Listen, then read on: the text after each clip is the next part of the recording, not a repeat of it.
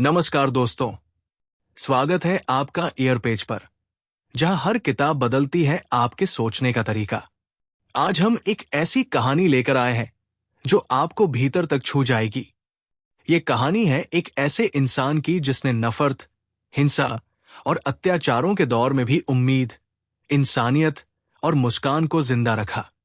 ये कहानी है एडी जाको की, the happiest man on earth. Eddie Jaku एक यहूदी सर्वाइवर थे जिन्होंने नाजी जर्मनी के नरसंहार, यातना शिविर और अपनों को खोने का गम झेला। लेकिन इसके बावजूद उन्होंने खुद को दुनिया का सबसे खुश इंसान कहा। क्यों? क्योंकि उन्होंने सीखा कि जीवन हमारे साथ क्या करता है, उससे ज्यादा जरूरी यह है कि हम उस जीवन को कैसे देखते हैं। इस कहानी में न सिर्फ दर्द है, बल्कि करुणा है। न सिर्फ आंसू है, बल्कि हिम्मत है।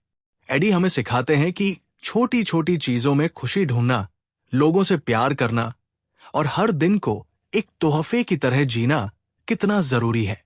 तो आइए सुनते हैं एक ऐसे इंसान की जिंदगी की कहानी जिसने नर्क से निकलकर स्वर्ग जैसी सोच पाई और जो आज हमें सिखाता है कि खुश रहना एक विकल्प है। अध्याय 1। पैसों से कहीं ज्यादा कीमती चीजें हैं। जब मैं छोटा था तो मुझे हमेशा यह सिखाया गया था कि पैसे ही सब कुछ होते हैं। मेरे दिमाग में यह विचार बैठ गया था कि पैसे ही हमें खुश रख सकते हैं और यह हमारे जीवन की सबसे बड़ी जरूरत है। लेकिन जब मैं होलोकॉस्ट के दौरान दर्द और पीड़ा का सामना कर रहा था, तब मुझे इस सोच को बदलने का मौका मिला। मैंने देखा कि जो लोग पैसे के पीछे भाग रहे थे, वे अपनी जिंदगी के सबसे कीमती पल खो रहे थे। ऐसे समय में मुझे ये एहसास हुआ कि पैसे से कहीं ज्यादा कीमती चीजें हैं। जब हम इंसानियत और प्यार के बारे में सोचते हैं, तो हमें ये समझ में आता है कि वास्तविक संपत्ति कभी पैसे में नहीं होती। होलोकॉस्ट के दौरान मुझे अपने परिवार और साथियों का साथ मिला और यही वह चीज थी जो मुझे हर दिन जिंदा रहने की उम्मीद देती थी। पैसा उस समय कुछ भी नहीं था, क्योंकि हम सभी को जीवन के सबसे बुनियादी और कीमती मूल्य की याद दिलाई गई थी। प्यार, दोस्ती और एक दूसरे का सहारा। मेरे लिए सबसे कीमती चीज वो क्षण थे जब हम एक दूसरे के लिए खड़े होते थे, जब हम हर मुश्किल को मिलकर पार करते थे। मुझे ये समझने में वक्त लगा, लेकिन एक दिन मैंने महसूस किया कि यही असली दौलत है। वे रिश्ते और वो पल जो हमें सचमुच जीने की वजह देते हैं। अगर आप जीवन में कुछ सचमुच कीमती पाना चाहते हैं, तो पैसे की बजाय रिश्तों और अनुभवों को प्राथमिकता दें। यही वो चीजें हैं जो हमें खुश और संतुष्ट रख सकती है। अध्याय 2। कमजोरी को नफरत में बदला जा सकता है। होलोकॉस्ट के दौरान जब मैं और मेरे साथी बंदी परिस्थितियों से जूझ रहे थे, तब एक अजीब बदलाव देखने को मिला। हमारी कमजोरी, हमारी तकलीफें धीरे धीरे नफरत और घृणा में बदलने लगी। ये हमारे अंदर की एक गहरी भावना थी जो हमें विश्वास दिलाती थी कि हम उन लोगों से बदला लें जिन्होंने हमें और हमारे परिवार को इस भयानक स्थिति में डाला। लेकिन क्या ये नफरत हमें सच में मदद कर सकती थी? हमारे पास कोई विकल्प नहीं था। हम या तो अपनी कमजोरियों को नफरत में बदल सकते थे और खुद को और भी ज्यादा दर्द में डाल सकते थे, या फिर हम अपने अंदर की शक्ति को खोज सकते थे और इस घृणा को छोड़ सकते थे। मैंने देखा कि नफरत केवल हमें और भी अधिक कमजोर करती है। ये हमारे अंदर की शक्ति को खत्म कर देती है और हमें और भी ज्यादा पीड़ित बना देती है। फिर एक दिन मैंने अपने मन में ये ठान लिया कि मैं नफरत को अपनी जिंदगी का हिस्सा नहीं बनने दूंगा। मुझे ये एहसास हुआ कि अगर हम अपनी कमजोरियों को नफरत में बदलते हैं, तो हम केवल खुद को और दूसरों को चोट पहुंचाते हैं। इसके बजाय हमें सहानुभूति और दया को अपनाना चाहिए। यही वह रास्ता था जो हमें नफरत और घृणा से बाहर निकाल सकता था। इसने मुझे यह सिखाया कि जो हम महसूस करते हैं, वही हमें बनाता है। अगर हम अपने दुख को नफरत और घृणा में बदलते हैं, तो हम और भी कमजोर होते हैं। लेकिन अगर हम उसे समझदारी और दया से संभालते हैं, तो हम अपनी असली ताकत पा सकते हैं। अध्याय 3। कल आएगा अगर आप आज जिंदा रहें। एक कदम एक बार में। होलोकॉस्ट के दौरान हर दिन एक नया डर और अनिश्चितता लेकर आता था। हम सभी दिन प्रतिदिन जिंदा रहने की कोशिश कर रहे थे, लेकिन भविष्य की चिंता हमारे ऊपर भारी पड़ रही थी। क्या हम अगले दिन जिंदा रह पाएंगे? क्या हमारे साथ और बुरा होने वाला है? ये सोच हमारे दिमागों में हमेशा चलती रहती थी। लेकिन एक दिन मुझे ये एहसास हुआ कि अगर मैं भविष्य के बारे में सोचते हुए आज को खो दूं, तो मैं अपनी ताकत और उम्मीद दोनों ही खो दूंगा। मैंने देखा कि कई लोग अपनी उम्मीदों को छोड़ रहे थे और भविष्य के डर से टूटकर गिर रहे थे। लेकिन फिर मैंने अपने दिल में ठान लिया कि मैं सिर्फ आज को जीने पर ध्यान दूंगा। कल आएगा अगर आप आज जिंदा रहें। एक कदम एक बार में। ये सोच मैंने अपनी जिंदगी का हिस्सा बना ली। इस सोच ने मेरी मानसिकता बदल दी। मैं अब हर दिन को केवल एक कदम के रूप में देखने लगा। जो भी स्थिति थी, मैं उसे एक कदम में समेटने की कोशिश करता था। हर कदम एक नई उम्मीद, एक नई शुरुआत बन जाता था। ये छोटी छोटी कोशिशें, ये छोटे छोटे कदम हमें बड़ी मुश्किलों को पार करने की ताकत देते हैं। अगर हम सिर्फ एक कदम उठाते जाएं, तो हम किसी भी बड़ी चुनौती का सामना कर सकते हैं। और जब हम खुद को उसे कदम में बांध लेते हैं, तो हमारा ध्यान सिर्फ उस समय पर होता है, न कि भविष्य के डर पर। मैंने ये सीखा कि अगर आप आज को पूरी तरह जीते हैं, तो कल अपने आप आएगा। बस हर दिन को एक कदम की तरह लें और संघर्षों का सामना करें। अध्याय 4। आप कहीं से भी दया पा सकते हैं, यहां तक कि अजनबियों से भी। होलोकॉस्ट के दौरान जब हम नर्क जैसे हालात से गुजर रहे थे, तो हर दिन एक नया संघर्ष था। लेकिन मुझे एक बात ने जीवन में उम्मीद और ताकत दी, वो थी दया। ऐसे समय में जब हम बर्बादी और दर्द के बीच जकड़े हुए थे, हमें कभी कभी अजनबियों से भी दया मिल जाती थी, जिनसे हमने कभी उम्मीद नहीं की थी।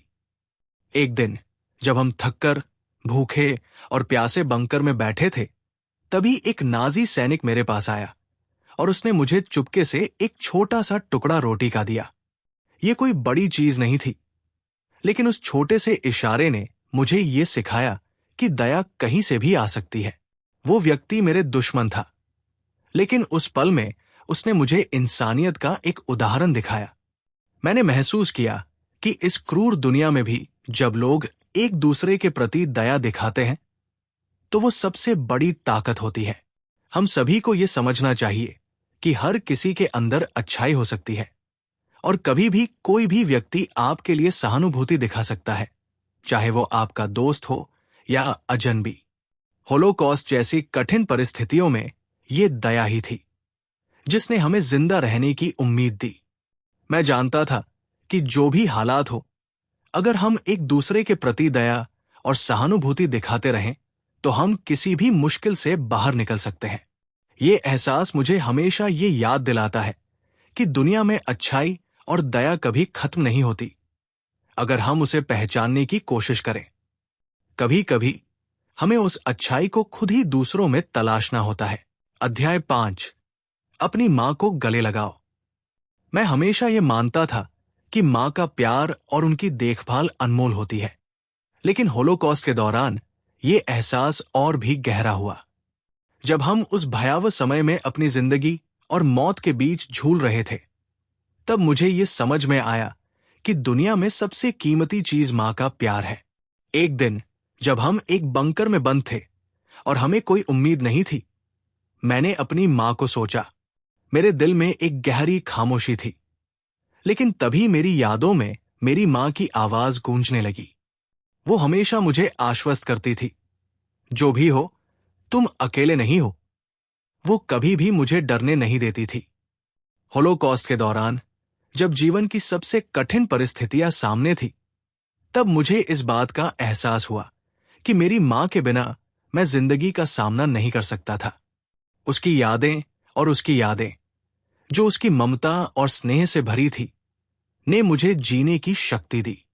अगर मुझे कभी कुछ भी करने की ताकत मिलती थी, तो वो मेरी मां का प्यार था। अब जब भी मैं किसी को अपनी मां को गले लगाने की सलाह देता हूं, तो ये केवल एक शब्द नहीं है, बल्कि एक गहरी भावना है। जीवन में हम जो कुछ भी करते हैं, मां का प्यार हमेशा हमें संजीवनी शक्ति देता है। भले ही हम किसी भी स्थिति में हों, हमें अपनी मां को गले लगाकर धन्यवाद देना चाहिए, क्योंकि वो हमारी सबसे बड़ी ताकत है। ये अनुभव हमेशा मुझे ये सिखाता है कि जब भी हम अपने माता पिता के पास होते हैं, हम खुद को सुरक्षित महसूस करते हैं। मां की ममता और उसकी गहरी समझ हमेशा हमारी सबसे बड़ी ढाल होती है। अध्याय 6। एक अच्छा दोस्त मेरी पूरी दुनिया है। होलोकॉस्ट के दौरान मैं जीवन और मृत्यु के बीच एक पतली सीमा पर खड़ा था। इस कठिन समय में, जब हर दिन संघर्ष का था और उम्मीद का नामो निशान नहीं था, तब मैंने महसूस किया कि सबसे बड़ी ताकत और समर्थन क्या है। वो था एक सच्चा दोस्त। यहां मैं एक ऐसे दोस्त की बात करता हूं जो सिर्फ खुशी के पलों में नहीं, बल्कि सबसे कठिन समय में भी आपके साथ खड़ा हो। होलोकॉस्ट में मैंने एक ऐसे दोस्त को पाया जो मेरे साथ हर पल खड़ा रहा, और हम दोनों ने एक दूसरे को सहारा दिया। हम दोनों ने एक दूसरे को उम्मीद दी और कठिनाइयों का सामना एक साथ किया। एक दिन जब हम दोनों काफी थक चुके थे और जीवन से निराश हो चुके थे, तब मेरे दोस्त ने मुझे एक बार फिर जीने की वजह दी। उसने मुझे बताया कि अगर हम साथ हैं, तो कोई भी मुश्किल हमें अलग नहीं कर सकती। उसके शब्दों में एक गहरी शक्ति थी। उस पल में मैंने महसूस किया कि दोस्ती ही जीवन का सबसे बड़ा उपहार है। एक अच्छा दोस्त न केवल आपके सुख दुख में आपके साथ होता है, बल्कि वो आपके अंदर की ताकत को बाहर लाने में मदद करता है। हो सकता है कि हमें अपनी परिस्थितियों से बाहर निकलने का रास्ता ना मिले, लेकिन एक सच्चा दोस्त हमें उस रास्ते की तलाश करने की ताकत देता है। मेरे लिए एक अच्छा दोस्त ही मेरी दुनिया का आधार है। वो मेरी उम्मीद, मेरी ताकत और मेरे संघर्ष का हिस्सा है। इसलिए हमें अपनी दोस्ती की कीमत समझनी चाहिए और हर परिस्थिति में एक दूसरे का साथ देना चाहिए। अध्याय 7। शिक्षा जीवन रक्षक है। होलोकॉस्ट के भयानक दिनों में, जहां हर रोज एक नई चुनौती थी, मैंने महसूस किया कि सबसे बड़ी शक्ति और मदद जो हम में से किसी को भी मिल सकती थी, वो थी शिक्षा। ये सिर्फ किताबों तक सीमित नहीं थी, बल्कि जीवन के प्रत्येक पहलू को समझने और उस ज्ञान का सही तरीके से उपयोग करने के बारे में था।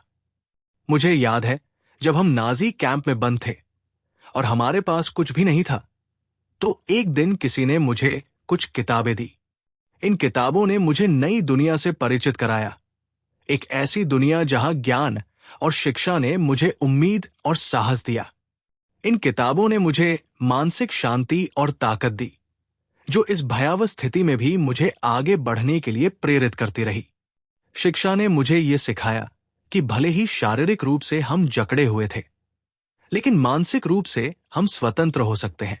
मैं जानता था कि जब तक हम ज्ञान को अपना हथियार बनाए रखेंगे, तब तक हम किसी भी चुनौती का सामना कर सकते हैं। होलोकॉस्ट के बाद मैंने अपनी पूरी जिंदगी को इस विचार पर आधारित किया कि शिक्षा ही जीवन को बचा सकती है। अगर हम शिक्षा के साथ जीते हैं, तो हम न केवल अपनी व्यक्तिगत शक्ति बढ़ाते हैं, बल्कि एक बेहतर समाज का निर्माण भी कर सकते हैं। ये मेरे लिए एक जीवन रक्षक सिद्धांत बन गया। शिक्षा का मूल्य सिर्फ किताबों और कक्षाओं में नहीं है, बल्कि ये हमारी सोच, समझ और कार्यों में होता है। यही है वो शक्ति जो हमें कठिन से कठिन परिस्थितियों में भी जिंदा रहने की उम्मीद देती है। अध्याय 8। अगर आप अपने सिद्धांत खो देते हैं, तो आप खुद को खो देते हैं। होलोकॉस्ट के समय, जब हम बर्बादी और घृणा के बीच जी रहे थे, तब मैं समझ पाया कि जीवन का सबसे महत्वपूर्ण हिस्सा हमारे सिद्धांत और नैतिकता होते हैं। जब सारी दुनिया हमें तोड़ने और नष्ट करने की कोशिश कर रही थी, तो मेरे सिद्धांत ही थे जिन्होंने मुझे खुद को बनाए रखा। एक दिन जब हम नाजी सैनिकों के अत्याचारों का सामना कर रहे थे, मैं सोचने लगा कि क्या कोई ऐसी चीज है जो हमें हमारे इंसानियत से जोड़े रखे, और वह था हमारे सिद्धांत। मैंने देखा कि कुछ लोग खुद को बचाने के लिए अपनी आत्मा और सिद्धांतों को बेच रहे थे। जबकि कुछ ने अपने सिद्धांतों को नहीं छोड़ा, चाहे जो भी हो।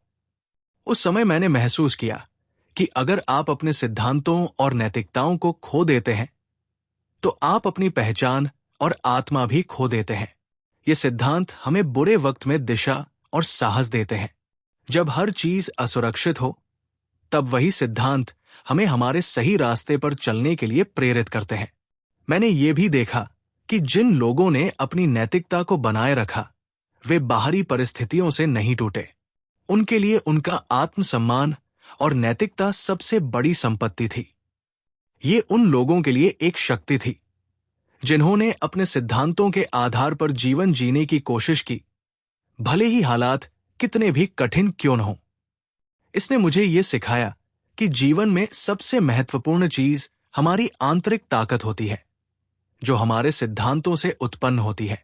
अगर आप अपनी नैतिकता और सिद्धांतों को खो देते हैं, तो आप खुद को खो देते हैं। अध्याय 9। मानव शरीर अब तक की बनी सबसे बेहतरीन मशीन है। होलोकॉस्ट के भयानक दिनों में, जब हमारे शरीर और मानसिकता दोनों ही टूटने की कगार पर थे, तब मैंने एक महत्वपूर्ण चीज सीखी: मानव शरीर की ताकत। ये एक अद्भुत मशीन है जो भले ही कितनी भी कठिन परिस्थितियों का सामना करे, फिर भी जीवित रहने की अद्भुत क्षमता रखती है। हमारे पास जो कुछ भी था, वो सिर्फ हमारा शरीर था। हम भूखे थे, प्यासे थे और थकहारे थे, फिर भी हम एक कदम और बढ़ने की कोशिश करते थे। ये देखना कैसे हमारा शरीर सीमाओं को पार करके जिंदा रहने की कोशिश करता है, एक अद्भुत अनुभव था।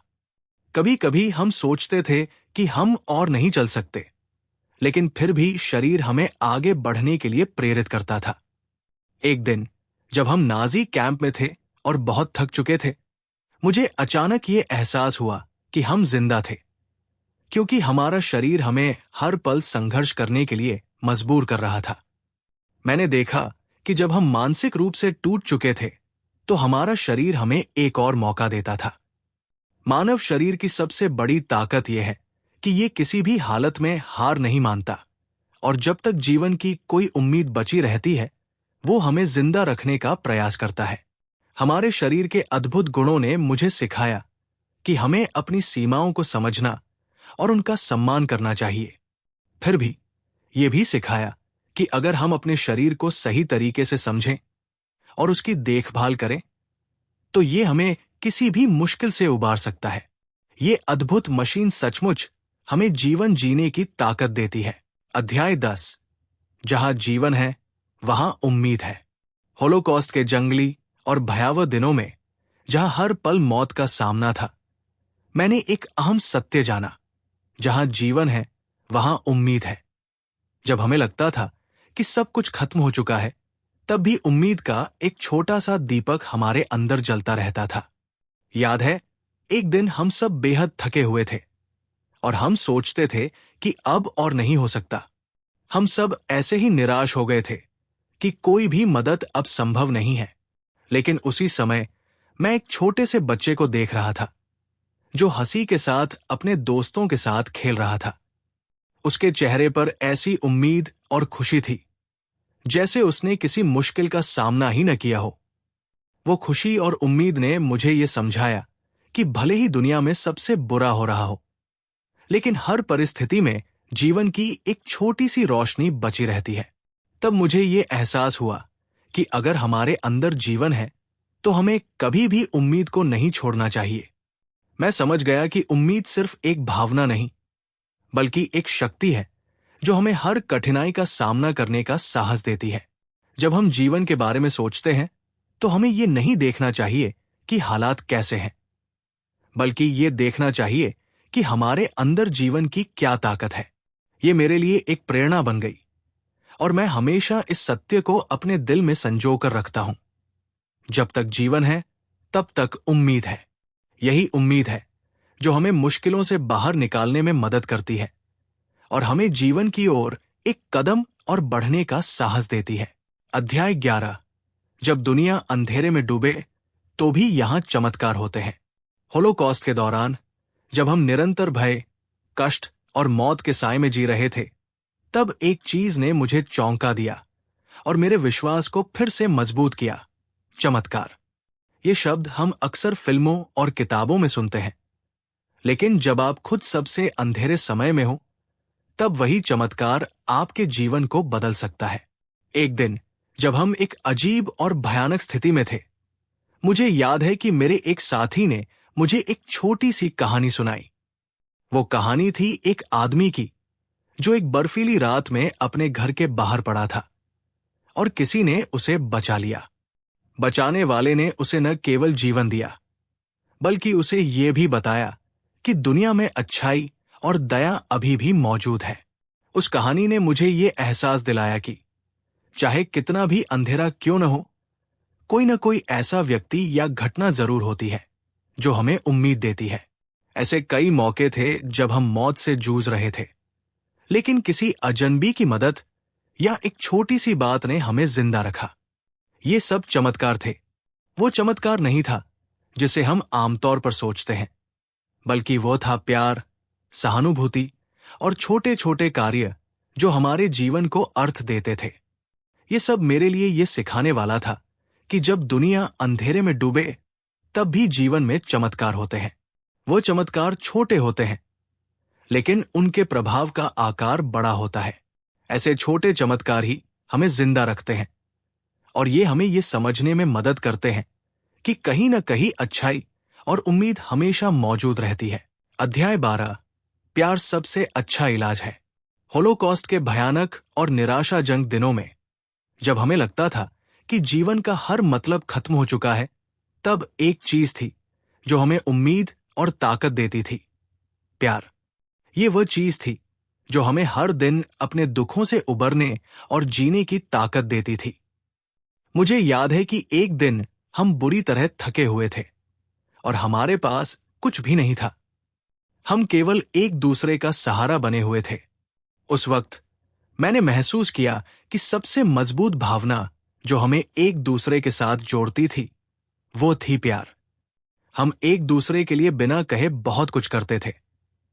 एक दूसरे की मदद करना, अपने साथियों के लिए हंसना और साझा करना, जब भी हमें किसी की मदद की जरूरत होती थी।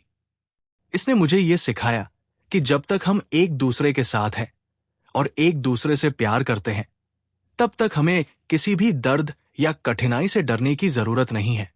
जब सब कुछ खोने का एहसास हो रहा था, तब प्यार ही वो भावना थी जिसने हमें फिर से उम्मीद दी। एक दूसरे के प्रति हमारी ये देखभाल और स्नेह ही वो ताकत थी जो हमें हर कठिन परिस्थिति से बाहर निकलने में मदद करती थी। जब हम एक दूसरे से प्यार करते थे, तो हर रोज हम अपने दुखों और दर्दों को थोड़ा और सहन कर सकते थे। ये अनुभव मुझे ये सिखाता है कि प्यार सबसे बेहतरीन इलाज है। चाहे जीवन में कितनी भी कठिनाइयां आए, जब आपके पास किसी और का प्यार और देखभाल हो, तो आप किसी भी मुश्किल का सामना कर सकते हैं। प्यार वो जादू है जो हमें जीवन के हर पहलू को सहन करने की शक्ति देता है और हमें हमेशा जीने की उम्मीद देता है। अध्याय 13, हम सभी एक बड़े समाज का हिस्सा है और हमारा काम सभी के लिए स्वतंत्र और सुरक्षित जीवन का योगदान है। होलोकॉस्ट के दौरान जब हम अंधेरे में खो गए थे और केवल अपनी जिंदगी बचाने की कोशिश कर रहे थे, तब मैंने महसूस किया कि हम सिर्फ खुद के लिए नहीं जी रहे हैं। हम सभी एक बड़े समाज का हिस्सा है और हमारे कार्यों का प्रभाव केवल हम पर नहीं, बल्कि हमारे आसपास के लोगों पर भी पड़ता है। एक दिन जब हम नाजी सैनिकों से बचने की कोशिश कर रहे थे, मैंने देखा कि कुछ लोग दूसरों की मदद करने के लिए अपनी जान जोखिम में डाल रहे थे। उन्होंने ये नहीं सोचा कि इससे उनकी अपनी जिंदगी खतरे में पड़ सकती है, लेकिन उन्होंने फिर भी मदद की। उनका विश्वास था कि समाज का भला तभी हो सकता है जब हर व्यक्ति एक दूसरे का साथ दे। इस अनुभव ने मुझे ये सिखाया कि समाज में हर व्यक्ति का योगदान बहुत महत्वपूर्ण है। हमारी जिंदगी केवल हमारे लिए नहीं, बल्कि पूरी मानवता के लिए एक जिम्मेदारी है। इसी दौरान मुझे ये एहसास हुआ कि एक स्वतंत्र और सुरक्षित समाज का निर्माण तभी संभव है जब हर व्यक्ति अपने हिस्से का योगदान दे। ये योगदान सिर्फ बड़े कार्यों में नहीं होता, बल्कि छोटे छोटे कृत्यों में भी होता है, जैसे जब किसी ने दूसरों को खाना दिया या जब किसी ने बुरी स्थिति में अपने साथी को सहारा दिया। ये सब समाज के लिए एक योगदान था। हम सभी इस दुनिया में एक दूसरे के साथ जुड़े हुए हैं। हमारा कार्य केवल अपने लिए नहीं, बल्कि समाज के लिए है, ताकि हम एक स्वतंत्र और सुरक्षित जीवन जी सकें। ये समाज का हिस्सा बनने की जिम्मेदारी है, जिसे हमें हर हाल में निभाना चाहिए। अध्याय 14। साझा दुख आधा दुख होता है, साझा खुशी दोगुनी खुशी होती है। होलोकॉस्ट के भयानक दिनों में जब हम लगातार संघर्ष कर रहे थे, तब एक अहम बात जो मैंने सीखी वो ये थी कि दुख तब तक बहुत भारी नहीं होता जब उसे साझा किया जाता है, और खुशी तब तक पूरी नहीं होती जब उसे दूसरों के साथ नहीं बांटा जाता। ये सच्चाई उन दिनों में मेरे लिए बहुत स्पष्ट हो गई। मुझे याद है कि एक दिन हमें बहुत कठिन परिस्थितियों का सामना करना पड़ा। हम भूखे थे, थके हुए थे और मानसिक रूप से टूट चुके थे। उस समय हम एक दूसरे के पास बैठे थे और कोई शब्द नहीं कह पा रहे थे। हम सब बस एक दूसरे का साथ महसूस कर रहे थे, और उसी खामोशी में हमें ताकत मिली। हमारे दर्द को एक साथ महसूस करना, उसे साझा करना, किसी हद तक हमारे दुख को हल्का कर देता था। ये एहसास था कि हम अकेले नहीं थे और किसी और का दुख भी हमारे साथ था। वहीं जब हमें थोड़ी राहत मिली और हम कुछ खाने को पाए, तो वही दुख को साझा करने की भावना खुशी में बदल गई। उस छोटी सी खुशी को हम सभी ने साथ मिलकर मनाया। ये महसूस किया कि अगर हम एक साथ हैं, तो खुशियां भी बेमोल होती है, और वही खुशी का एहसास तब दोगुना हो जाता है जब वो किसी और के साथ बांटी जाती है। साझा दुख और साझा खुशी ने मुझे ये सिखाया कि हम सभी का जीवन एक दूसरे से जुड़ा हुआ है। जब हम अपने दुख और खुशी को साझा करते हैं, तो हम न केवल अपने दिलों को हल्का करते हैं, बल्कि दुनिया को भी एक बेहतर जगह बनाते हैं। यही सच्चा अर्थ है जीवन का। अध्याय 15। जो मैं साझा करता हूं वो मेरा दर्द नहीं है, जो मैं साझा करता हूं वो मेरी उम्मीद है। होलोकॉस्ट के दौरान जब मैं रोज एक नई चुनौती का सामना कर रहा था, तब एक महत्वपूर्ण विचार मेरे मन में हमेशा बना रहा। जो मैं साझा करता हूं वो मेरा दर्द नहीं है, जो मैं साझा करता हूं वो मेरी उम्मीद है। ये विचार मेरे जीवन का मार्गदर्शक बन गया और मुझे ये समझने में मदद दी कि कठिन समय में भी हमारी आंतरिक शक्ति, हमारी उम्मीद और हमारी सकारात्मकता दूसरों के लिए एक प्रकाश बन सकती है। एक दिन जब हम अत्यधिक कठिनाइयों का सामना कर रहे थे, मैंने अपने एक साथी से बात की जो बहुत निराश था। वो हमेशा अपने दुखों और संघर्षों के बारे में बात करता था, लेकिन मैंने उसे एक अलग दृष्टिकोण से समझाने की कोशिश की। मैंने उससे कहा, तुम अपना दर्द साझा कर सकते हो, लेकिन क्या तुम अपनी उम्मीद भी किसी के साथ बांट सकते हो? इस सवाल ने उसे चौंका दिया, और फिर उसने महसूस किया कि वो अपने दर्द को दूसरों से अधिक साझा करता था, जबकि उम्मीद की बात करना उसे कठिन लगता था। उस दिन के बाद से मैंने ये तय किया कि जब भी मैं किसी से बात करूंगा, मैं न केवल अपने दर्द बल्कि अपनी उम्मीद और आस्थाओं को भी साझा करूंगा। मैंने ये महसूस किया कि उम्मीद वही चीज है जो हमें ताकत देती है और जीवन को अर्थ प्रदान करती है। दर्द और संघर्ष सबके जीवन का हिस्सा है, लेकिन क्या हम अपनी उम्मीद और सकारात्मकता को साझा करते हैं? यही हमें औरों से अलग करता है। ये अध्याय मुझे ये सिखाता है कि हमें अपने दर्द को साझा करने से अधिक अपनी उम्मीदों को फैलाना चाहिए। हमारी उम्मीदें ही उस प्रकाश की तरह होती हैं जो दूसरों को भी जीवन के कठिन समय में रास्ता दिखाती है। एडी जैको की कहानी हमें ये सिखाती है कि जीवन में चाहे कितनी भी कठिनाइयां आए, सच्ची खुशी तब मिलती है जब हम दूसरों के साथ प्यार और उम्मीद साझा करते हैं।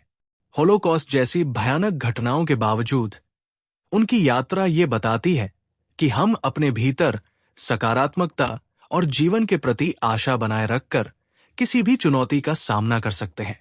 ये किताब हमें सिखाती है कि हम सभी एक बड़े समाज का हिस्सा हैं और हम अपने कार्यों से एक दूसरे की जिंदगी को बेहतर बना सकते हैं। उम्मीद है आपको द हैप्पीएस्ट मैन ऑन अर्थ से जुड़ी जानकारी और इसके लाइफ ट्रांसफॉर्मिंग इनसाइट्स पसंद आए होंगे। अगर आपको यह वीडियो पसंद आया हो तो लाइक, कमेंट और शेयर जरूर करें और हमारे ईयर पेज चैनल को सब्सक्राइब करना न भूलें। हमारी अगली किताब के बारे में जानने के लिए कमेंट सेक्शन में अपनी राय साझा करें। ईयर पेज, पन्नों से कानों तक। धन्यवाद।